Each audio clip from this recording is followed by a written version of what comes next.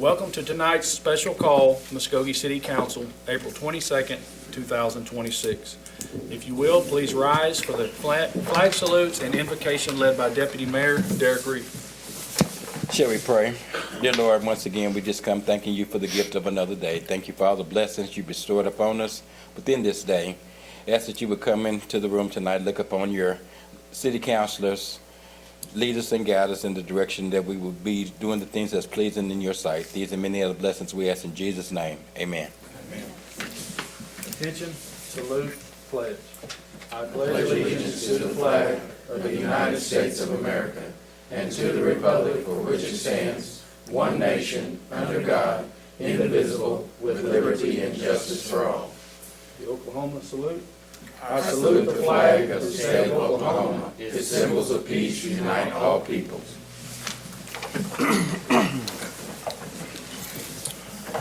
Roll call, please. Mayor Ryan Lowe. Here. Deputy Mayor Derek Reed. Here. Tracy Hoos. Shirley Hilton Flannery.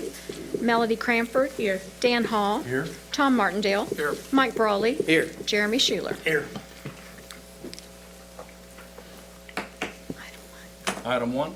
Discuss and consider approval of Resolution Number 3087, declaring a local emergency under the Oklahoma Emergency Management Act of 2003 for the city of Muskogee, or take other necessary action. Thank you all for being here. This is my agenda item this evening. I'm going to read you a statement that I prepared. A week ago Tuesday night, during the late evening hours, a severe weather event impacted neighborhoods on the southeast side of our city. I was on scene within minutes and observed widespread damage, including significant destruction in the Grandview 7 neighborhood. I witnessed families standing in the rain, many still in their pajamas, looking at their damaged homes, vehicles, and property in shock at what had just occurred. I spoke with many of them that night and assured them that we were there with them. The following day, Ward 2 council members and I returned to the affected areas to survey the damage and continue speaking directly with residents. Almost immediately, calls began pouring in, people asking for help, for answers, and most importantly, asking where their city leadership was. This was not just another thunderstorm. The National Weather Service has since confirmed that this was an EF1 tornado, with winds exceeding 100 miles per hour. These are our friends, neighbors, and colleagues, but above all, they're hard-working, tax-paying citizens who expect their leadership to show up in times of crisis. I understand that the city cannot solve every financial hardship, nor is that the role of government. However, doing nothing, failing to act in a moment of clear need is simply unacceptable. Moving forward, I would like to work with my colleagues to establish an emergency fund to respond to events like this. We must ensure that we are prepared to act swiftly and effectively to support the very people who entrusted us with the responsibility to lead. Thank you for your consideration. I welcome your input and any questions you may have. We have two citizens that have signed up to speak. First one, Miss Cindy Dennis. If you would come up to the podium, state your name, and please lean into that mic a little bit. It's hard to hear sometimes. And you'll have 5 minutes. My name is Cindy Dennis, and I live in Grandview 7. I've lived in Muskogee since probably '98. Grew up here, graduated. My parents had a business which I took over, and it's been in business for 50 years. We've paid many, many years of taxes, and we do point-of-sale taxes, which also helps our city to be able to do things that they need to do. I've never been in a tornado before, which this one, at least for me, was pretty scary. We had the alarm go off on our phones, and so we knew something could be happening. So I was looking out, the back window. All I saw was a blur. My husband looked out the front. He noticed a pressure change in our house because our windows were busted out, and screamed, "Run to the closet." Our house lost quite a few of the shingles, so we're probably going to have to get a roof replaced. Fences were down all around us, debris everywhere. You know, and we're a hard-working family, and we're just an average family. But, you know, we also feel like that when there are times of need, and it's not just, like you said, it's not a regular thunderstorm. It's not like we're, you know, asking for you to fix our houses or whatever. It's just try and help when you can. Try and, you know, you would want that for each of y'all's families and each of your homes. If somebody can carry off debris, then great. That's, you know, just something that we should do to take care of our neighbors in their time of need. And anyway, you know, that's just pretty much what I wanted to say. I hope that you all consider this, and I hope that each and every one of you all never have to go through a tornado.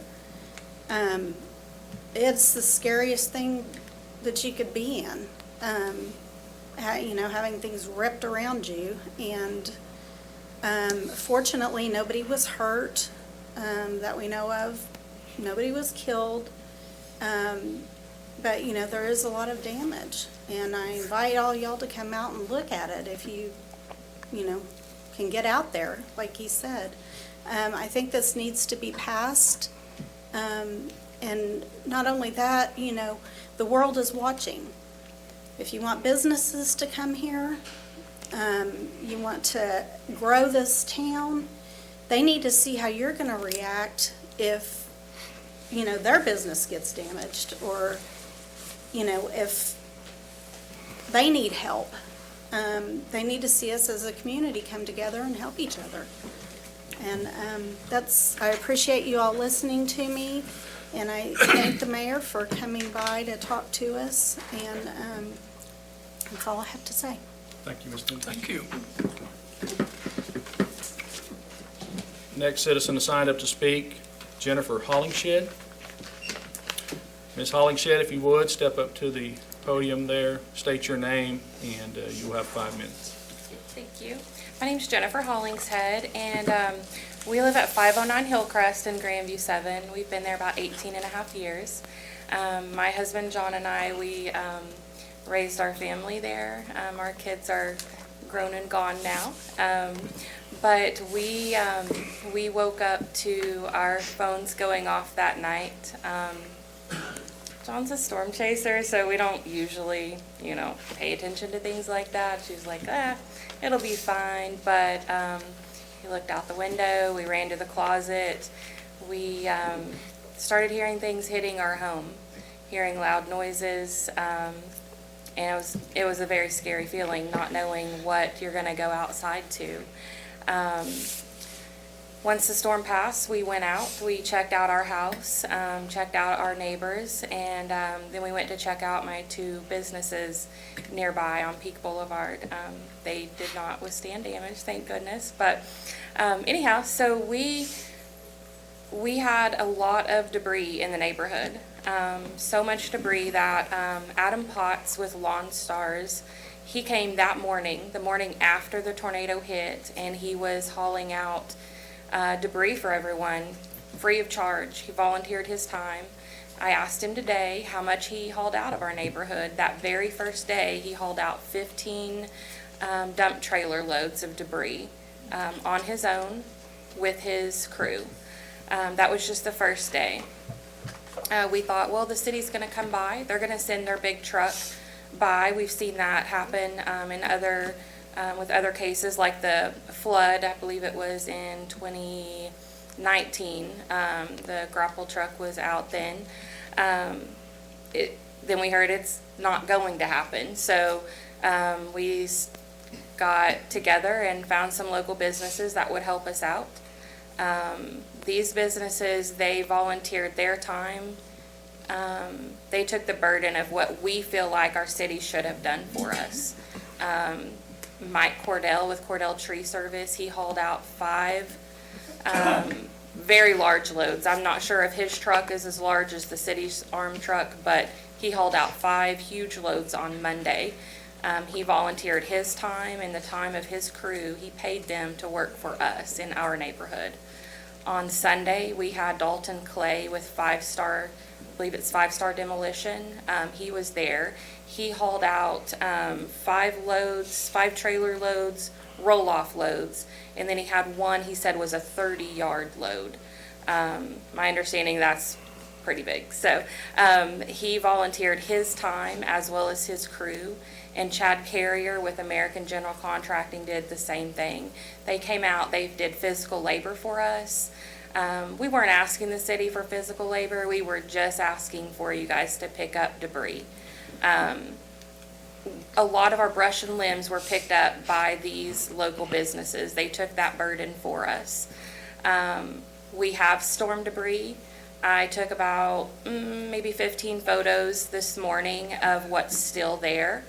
And then I've talked to our neighbors, and maybe about 10 or 12 people said that they will have a lot of debris after they are able to work this weekend. We're a working class neighborhood. A lot of our neighbors, they work all day, every day. We have a few elderly people mixed in that, you know, need our help as well. As we're cleaning up our own homes, we're helping out each other as well. So what we would like for the city to do for us is pick up a load this week and come back next week and pick up a load after people have had an opportunity to work this weekend. I'm not one to bash my city. I'm a nearly lifelong Muskogee citizen, and I love this city. It drives me insane when I see people on social media bashing my city. I have 2 local businesses here, small businesses, and I love Muskogee. And if you guys can do this for us, pick up our debris, we would greatly appreciate it. Thank you. Thank you.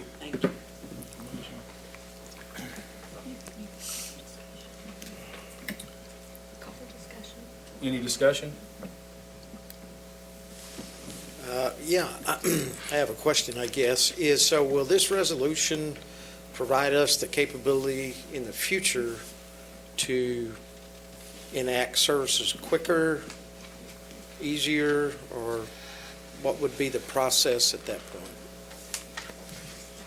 Or is this kind of a one-time thing for this, and then we'll work on something else in the future, or? This is specifically for this incident, so it's a declaration of emergency for this incident. If the council would like to do something in the future that streamlines the process, we'd have to take that up in another issue. Okay, thank you. And that's kind of where I was looking at, because I know when I called the mayor of Moore, Oklahoma, and they talked about that when they have the big tornadoes, they have FEMA that takes over everything. But then they also have a process, and they have a policy set in place with a funding mechanism that kicks in on smaller tornadoes that would help these people pick up stuff. Even if it was a contractor, if the city had contracts out that we could have contracted with and said, hey, here's this, we got the money, just go do it right now, and it's already in place. And I would like to chase that kind of a mechanism for emergencies like this in the future. I actually have gotten the City of Moore's emergency services plan. It's about 300 pages long. Haven't had a chance to go through it yet, but Tyler Evans and I do have a meeting set up to look at what we already have in place as far as our emergency plan and protocol is, and whatever changes we think need to be made that we can bring to Mr. Francis, and then go from there as far as what does council need to do and what decisions does council need to make. Okay. When I was talking to the mayor, he didn't say it was 300 pages when I told him to email it to you. I'm sorry. Mr. Brawley, to your point, I believe in the future it would have to rise to the extent of being an emergency, not just if we have a thunderstorm or a wind event. We would have to decide if we wanted to declare an emergency at that time, and I think that would be the difference. Sure, yeah, I mean, I understand that. I just wanted to, if there's a way we could streamline that whole process, just be quicker about it. Yes. Maybe after you all go through that, we could go in at that time and do something for future. So to help them now, like she was wanting to go pick up stuff this weekend, what would that look like? What would we need to do to make that happen? So it'd be, I mean, if the council would like that to happen, we can make that happen. Now, I don't know, I'm gonna have to defer to Mike whether that would be his crews, or city crews, I should say, or if we're in a position where we'd have to contract that. So with the driving out there and just doing a windshield assessment, what we have left is something that we could manage in-house. We just have the one knuckle boom truck, and it's only a 20-yard truck. It would still take several days to finish cleaning up, but we could finish it up. We would just have to have a mechanism to pay for it at the landfill. We don't have an account set up specific for that, but I'm sure we can get that worked We out. could handle that. So I asked Kendall about waiving those fees over the past weekend so that the loads that are actually being taken out there for this area, the fees would be waived. So So- that we wouldn't have to, I mean, if the contractors are gonna volunteer to take the things out there, then as a city, we could waive the fees for those certain people that we know are taking it, or even if the city is taking it, waive the fees for what you are doing instead of charging to get it done. So Counselor, let me make sure I'm clear. So the Okay. brush and limb site we own, we Right. manage, and we burn out there, and Right. it is completely free. Right, The other debris, the fence material and stuff like that would have to go to the landfill, right. which is not owned and operated by the city. So if the It's city Waste could pay the fees, Management's. so if the city could pay those fees, that was my question to him, if the city could pay those fees or somewhere they could be worked out so that they are not having to pay the fees to get the debris out there. Yeah, we're on the same page. I just Yeah. need an account set up to take it. Yeah, so, and we've had those conversations, I've had those conversations with some of the contractors. It's a mechanism, try to figure out, are they responding for Grandview 7, or are they hauling in from other places? That Right. was some of the issues. As we move forward, you know, and like I said, we haven't reviewed Moore's policy, but there needs to be some sort of guidelines as to what qualifies and what doesn't. Typically, an emergency declaration really is issued to help us bypass purchasing policies.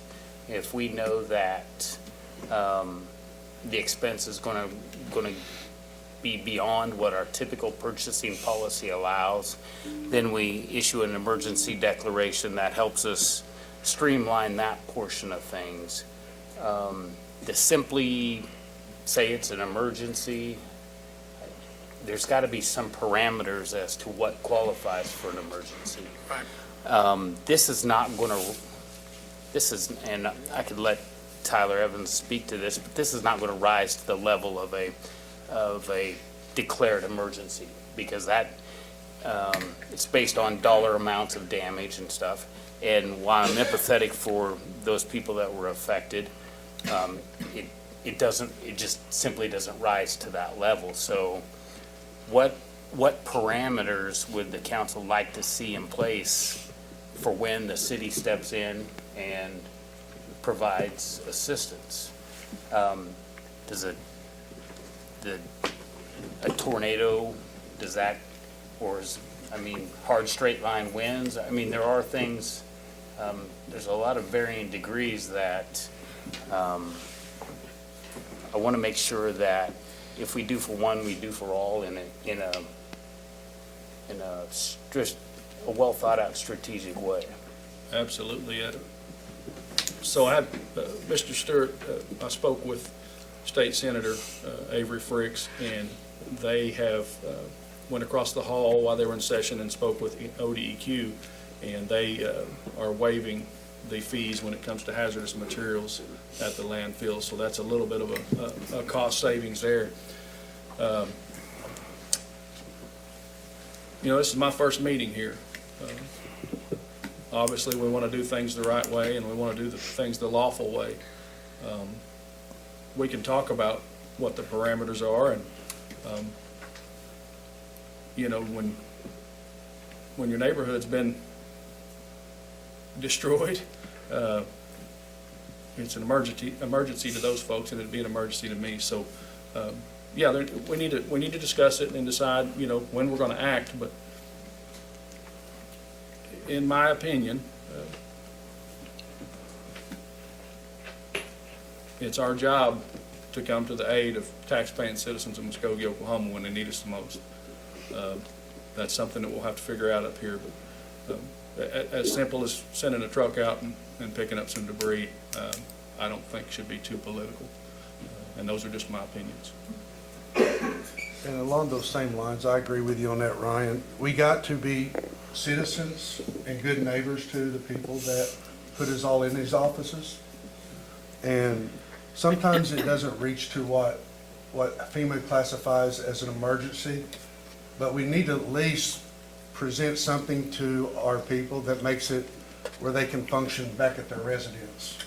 Like, I don't think that it would hurt us too bad to go by and pick up all their limbs and stuff and get them out of the road so they can probably get back to a somewhat normal life or putting things back together.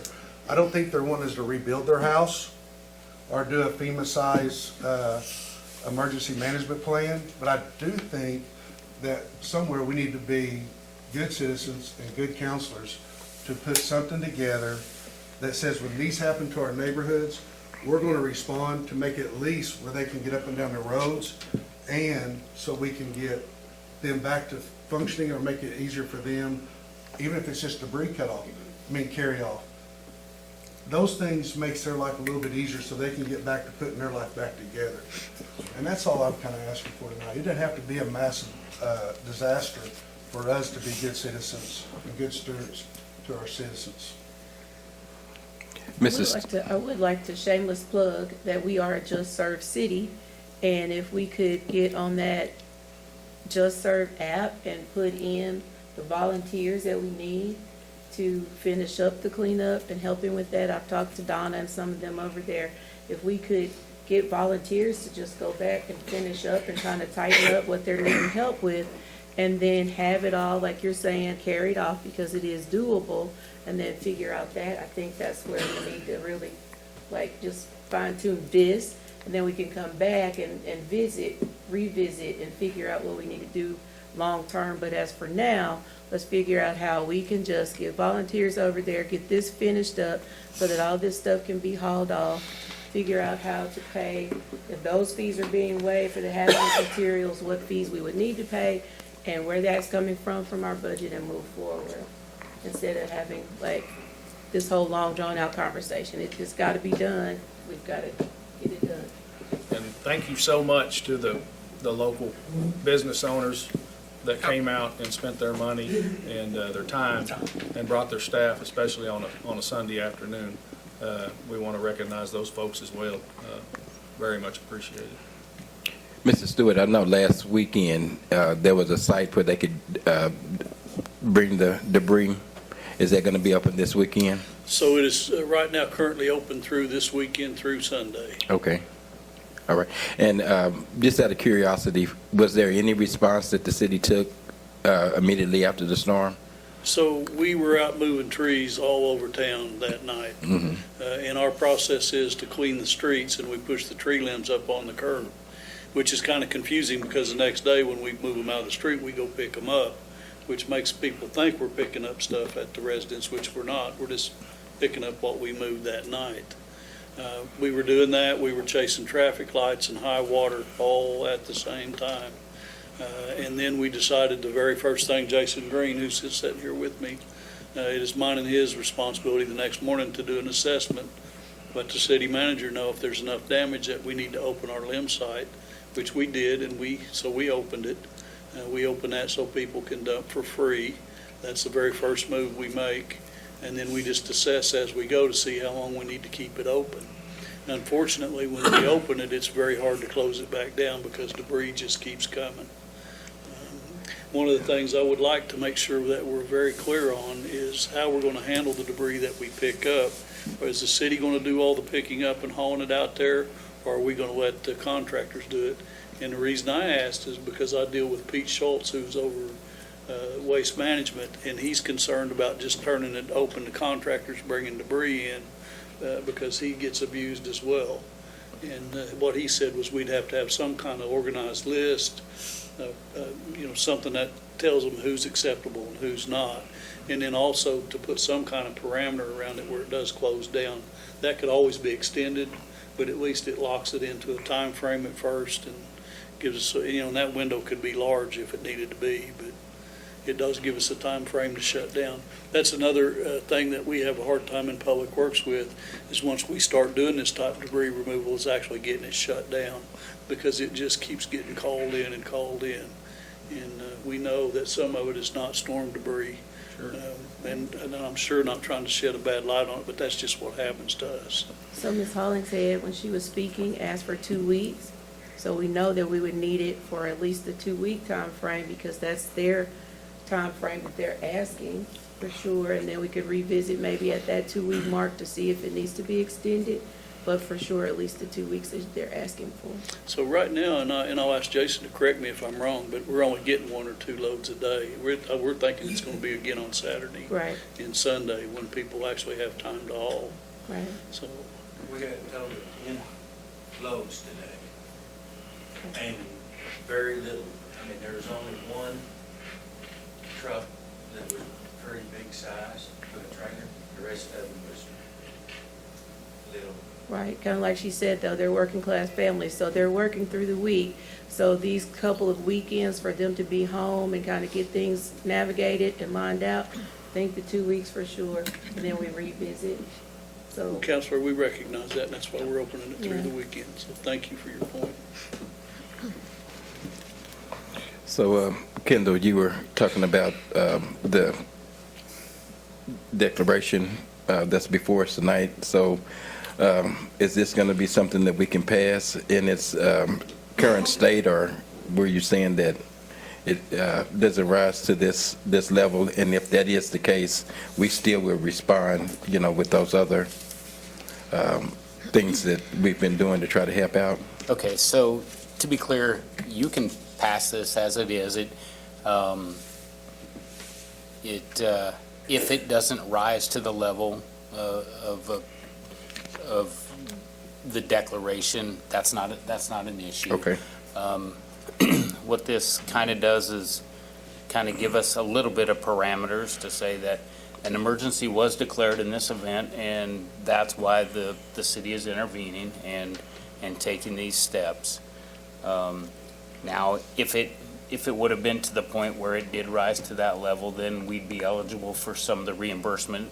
We'd be tracking our hours and doing some different things to make sure the city was properly reimbursed. But passing this resolution, we can do it with or without the resolution. So, my final question, how will we proceed with Mayor Low's request to set up a fund in the future for future storms? I think they want to do that after they read Moore's 300-page program. Yeah, I think we're going to need more time as staff to digest that and see how that could translate here. Take what, maybe it's copy and paste, maybe it's not, but see if we can take their ideas and translate it here to Muskogee and come to bring something back to the table that we think would be workable for future events. So, and if we're going to send the city crew or contractor out, they need to be aware that we're not going to come up into their yard to get stuff, that we're going to pick it up at the curb, right? Now, see, now that is one thing that the emergency declaration, and actually, did we remove It does, the resolution does require that the items be at the right-of-way for pickup. Right. And just for a parliamentary procedure issue, anything regarding a fund to be set up, that's not part of the agenda tonight, and so that's something that we'll have to take up at another day. Thank you.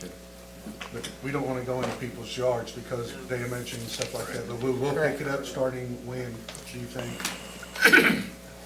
If we're going to vote, do we need to vote on this to have them start picking it up tomorrow, the next day? We can start immediately. You tell us to start and we'll start.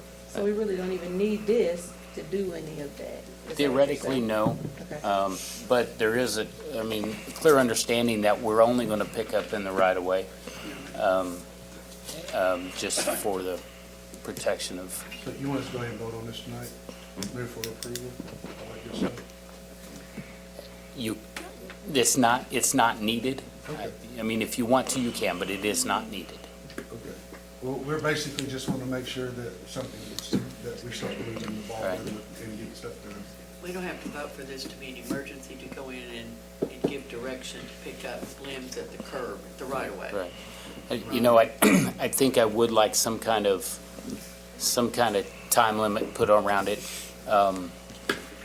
And the reason I say so Saturday or Friday night, it was like, I mean, we had some pretty heavy winds, and there's a lot of tree damage in the rest of the city from straight line winds.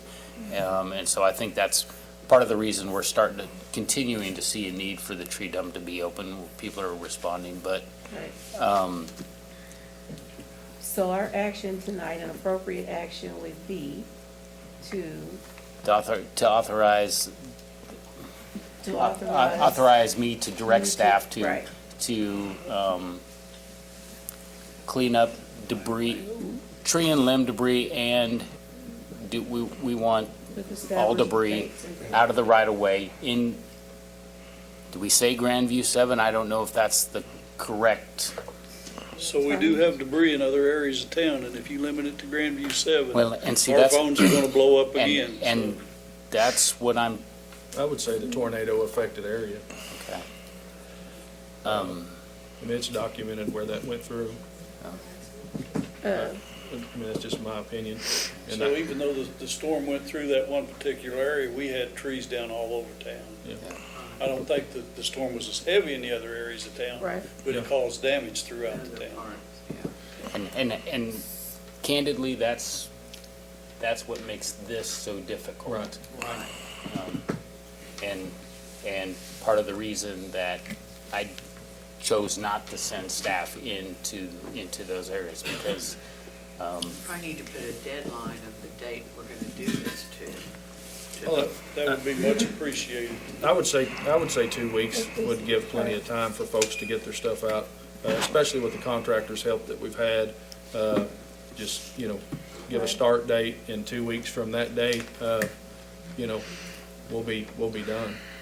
I agree. so if we go through, 2 weeks from today would be May 6th. And that's 2 weekends. It will cover 2 weekends if they're looking for work. Sounds good. Yes. So directly, we can come and do this pickup in Grandview 7, but it's probably important to note that any debris across the towns that site is open, that they can bring and dump. So, Yeah. all of Muskogee won't feel left out. Yeah, we've opened it to the entire town. One of the other things I wish we'd make sure that is public is that it gets separated. That for example, fence material's not in the brush pile. That if you got brush, separate it between that and debris, because we're gonna take one to the landfill and one to our burn site. And we can't separate it with that grapple. When we're out there, it'd be manpower we'd have to have, so. Good point. So what is our verbiage that we need here? Direction to staff, and then what that is. Till May 6th to pick up debris in the right of way. All right, so I move that we direct staff to clear these debris, and with a time frame of opening up this dump for them for the time frame until May 6th. Is that what I need to say? Placed in the right of Placed in way, the right of way and are you and determining, separated. are you determining an area? No, because he just said it's all over. I will say 100% of the calls and messages that I received were the Grandview 7 area. I didn't have anybody else asking for help other than the Grandview 7 area. I had one lady mention cobblestone, but she said we've pretty much got all our stuff handled in that area. So that's the gist of who contacted me. Woodlands got hit pretty well too, and then there was an area up by what I call Tower Hill, which is 7th and Tamaroa up in that area. Had quite a State bit. area So I affected think by just the making this tornado. motion, we approve this, and then at their discretion, they can navigate like high priority and trickle to where they need to. Yeah, I mean, I would stress tornado-affected area. I know it's a broad statement, and then the two-week process, and then just, tell them what it has I'll to second be it. supported or separated. So that's my motion. I'll second it. I would like to add one last thing. We're not just going to use our knuckle boom. We'll probably have the street department out there with some front-end loaders and dump trucks as well, so we can get it up in that 2-week time frame. Thank you, sir. So I'm still not clear on the motion that's at hand. So are we saying that this action can only be used in the Grandview 7, the tornado area, or? Tornado area. No, I did not say tornado area. In the city. He said city. Are you guys gonna be able to handle that? So we will probably have to stop some other projects that we're doing, but we'll put focus on it with environmental and street, and we can probably get it done in that 2-week time frame. Thank you. This is 2 weeks from Monday, by the way. Thank you. Have a motion? So for clarity, Second I it. I think you're talking about two different days. You said 2 weeks from today. He said 2 weeks from Monday. I just want clarification on a date. We need 2 weeks from Monday. 2 weeks from Monday. This coming Monday? So, The 11th? The 11th, May 11th. Okay. You amend your motion. Do you amend your second, Shirley? When to will the the 11th? pickup start? When will the pickup start from the city? We're going to start picking up tomorrow. Okay. And extend 2 weeks from Monday to May 11th? Yeah. Okay. Ready for roll call? Are you ready for roll call? Roll call? Jeremy Schuler? Here? No. Yes. or no? Yes. Mike Brawley? Yes. Tom Martindale? Dan Hall? Yes. Melody Cranford? Yes. Shirley Hilton Flannery? Yes. Deputy Mayor Jerry Creed? Yes. And Mayor Ryan Lowe? Yes. Item passes. Thank you. The meeting is adjourned.